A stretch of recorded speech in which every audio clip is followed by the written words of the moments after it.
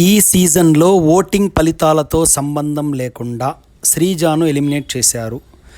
Viral వార్త ప్రకారం కొత్తగా హౌస్లోకి వచ్చిన వైల్డ్ కార్డ్ కంటెస్టెంట్స్కి నిర్ణయం హక్కు ఇచ్చి వారిచే శ్రీజాను ఎలిమినేట్ చేసినట్లు సమాచారం ఉంది.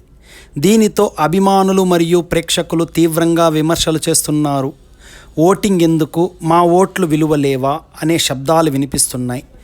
ఎలాంటి పరిస్థితులలో ఈ ఎలిమినేషన్ ఫెయిర్గా చెప్పవచ్చు?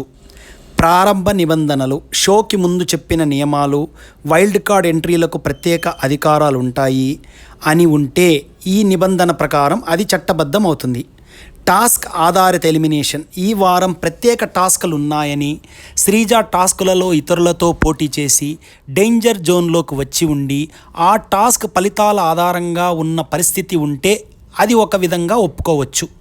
స్పెషల్ వారం, ట్విస్ట్ వారం, కొన్ని వారాలలో show makers double elimination, twist elimination లాంటి ప్రత్యేక విధానాలు ప్రకటించి ఉంటారు. ఈ సందర్భంలో అవి ముందుగా ప్రకటించాల్సింది. అన్యాయం అని చెప్పడానికి కారణాలు: ఓటింగ్ ఫలితాలు సంబంధం లేకుండా తీసుకున్న నిర్ణయం, ప్రజా స్వీకారం లేకపోవడం, విన్నర్లు, అభిమానుల అంచనాలు, ఉత్సాహం ఉన్న కంటెస్టెంట్లను తీసివేయడం వల్ల న్యాయం ఆసక్తికరంగా భావిస్తున్నారా? షోలో ఉన్న నామినేషన్స్ మరియు ఓటింగ్ వ్యవస్థ మీద ప్రేక్షకులకు నమ్మకం తగ్గే అవకాశం ఉంది.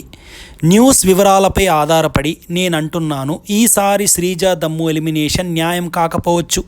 ముందుగా ఓటింగ్ ఫలితాలతో సంబంధం లేకుండా తీసుకున్న నిర్ణయం ప్రేక్షకులకు ఆశలని అడియాశలు చేశాయి. కనుక శ్రీజ ఎలిమినేషన్ ఈజ్ అన్ఫేర్.